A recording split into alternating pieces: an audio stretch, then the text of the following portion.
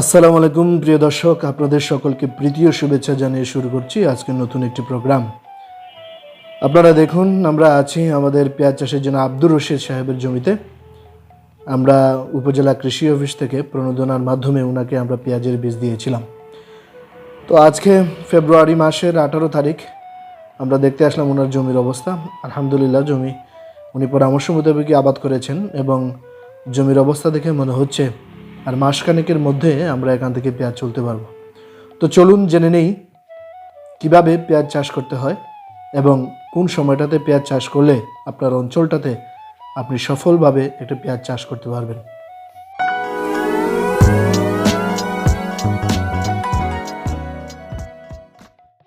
বাংলাদেশের অর্থনীতিতে পেঁয়াজ একটি গুরুত্বপূর্ণ ফসল। বিশেষ করে রবি মৌসুমে দেশের বিভিন্ন অঞ্চলে পেঁয়াজ চাষিরা পেঁয়াজ আবাদ করে থাকেন। উর্বর বেলে দোআঁশ মাটি পেঁয়াজ চাষের জন্য অতি উত্তম।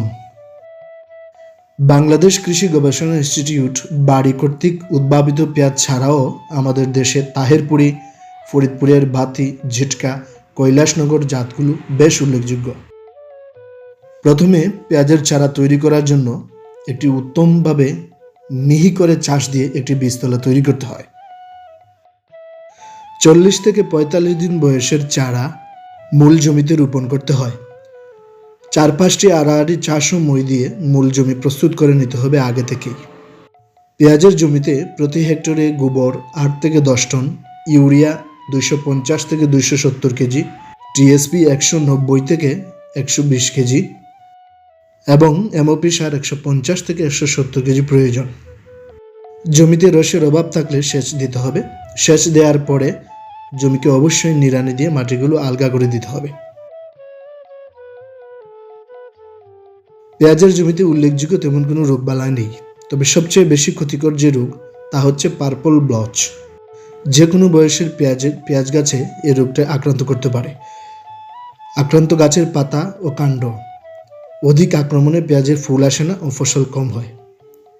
উপযুক্ত কারণ নির্ধারণ করে অথবা উপজেলা কৃষি অফিস অথবা উপসহকারী কৃষি কর্মকর্তার পরামর্শ মোতাবেক প্রয়োজনীয় ব্যবস্থা গ্রহণ করলে পেঁয়াজের জমিকে সুস্থ রাখা যায়। পেঁয়াজ বপন থেকে শুরু করে 110 থেকে 120 দিন অর্থাৎ 3 মাসের মধ্যেই প্রতি হেক্টরে 12 থেকে 16 টন পর্যন্ত রবি মৌসুমে ফসল উত্তোলন করা সম্ভব। রবি মৌসুমে পেঁয়াজের পাতা মরে গেলে অর্থাৎ পেঁয়াজের পাতার গলা চিকন হলে গাছ সমেত পেঁয়াজ তুলে এনে পাতা শুকিয়ে মোড়া পাতা কেটে সংরক্ষণ করা হয়।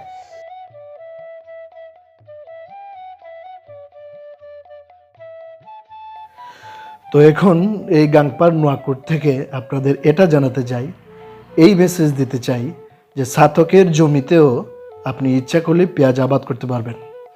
এবছরও আমরা উপজেলা কৃষি অফিস ছাতকের মাধ্যমে ইসলামপুর ইউনিয়ন সহ প্রত্যেকটি ইউনিয়নে 2 থেকে 3টি করে প্রণোদনার মাধ্যমে 2 থেকে 3 জন চাষিকে আমরা পেঁয়াজের বীজ দিয়েছি। প্রত্যেকটা জায়গায় সফলভাবে পেঁয়াজ আবাদ করা যাচ্ছে। তো এভাবে পেঁয়াজ চাষ করুন, ফসলের সমৃদ্ধ করুন পুরো ছাতক উপজেলা।